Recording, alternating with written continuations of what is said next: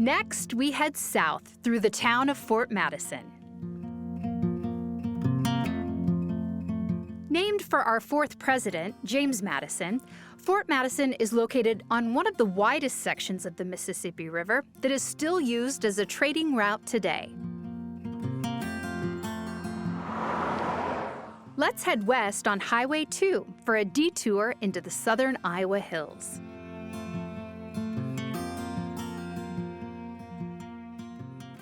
I'm here at Hinterland Dairy just outside Donaldson in southeast Iowa. Sitting on 400 rolling acres in Lee County, Hinterland is a family farm that's quickly gained a reputation for its handmade farmstead cheese. Let's go take a look at their operation.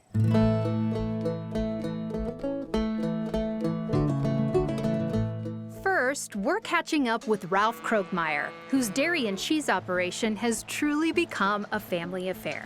So Ralph, you've been in the dairy business most of your life, right? That is correct. I was raised on a dairy farm, but not this dairy farm. Going through high school, I always had an interest in the dairy operation, but after getting away from the dairy farm, going to college, working a lot of other jobs, the old cows didn't smell so bad after all.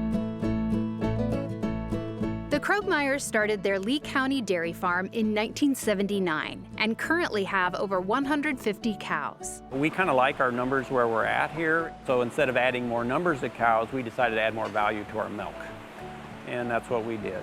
In 2017, Ralph and his family set out to diversify their operation by creating their own dairy products. The Krogmeyers constructed a new facility at a separate location to make their dream a reality.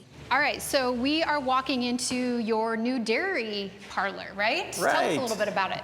Well, when we decided to pursue making cheese and adding value to our dairy products, we built this parlor to, obviously you got to have milk to make cheese. It was designed by Iowa State University Extension. It's a DIY project. A young man that was working for us at the time was taking the welding program at the local community college, so he did most of all the fabrication here. Where does the milk go from here? We have a 1,000-gallon bulk tank. It's a refrigerated tank, so the milk is cooled down. And then from there, we go to our pasteurizer and then to our cheese vat when we go to make cheese. So usually we milk the evening before we make cheese the next day. So it's fresh. Yeah, it's fresh. It'd still be walking around if it's much fresher. So. Yeah.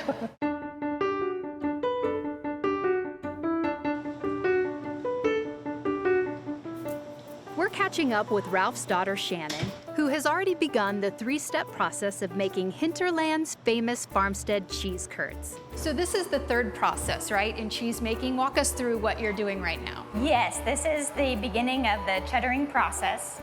It's what makes a true cheddar cheese or a true cheddar cheese curd. So we have cooked the curd like Little Miss Muffet. We had our vat full of whey and cheese curds, and it cooked for about an hour and a half at 102 degrees. We've now drained off the whey, and the cheese curds, the little bitty particles like cottage cheese, are sticking back together. All right, so tell us what you're doing right now. I am flipping the loaves of cheese, and I'm stacking them on top of each other to gently put a little pressure on that bottom loaf.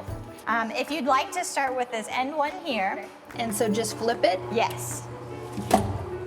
Now you can say you're a cheesemaker. I am, officially. After flipping the cheese loaves 3 times, we wait for the whey to drain, which is reused in the field for the cows. All right, Brooke, now we're ready to mill the loaves of cheese into cheese curds. Okay. Here we go.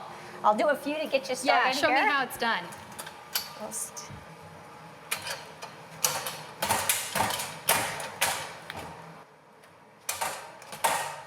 There we are. Are you ready? Okay, I think so.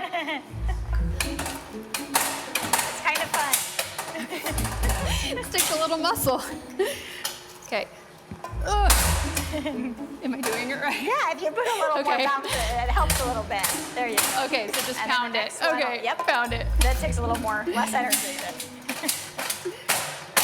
They do make electric automatic ones. Then you won't burn calories. Right. Okay, this is so satisfying. I don't know, it's like you feel accomplished. So we've milled the curds, now we're salting them, and then they'll be ready for packaging and enjoying as fresh cheddar cheese curds. It's all done here. It's all done here.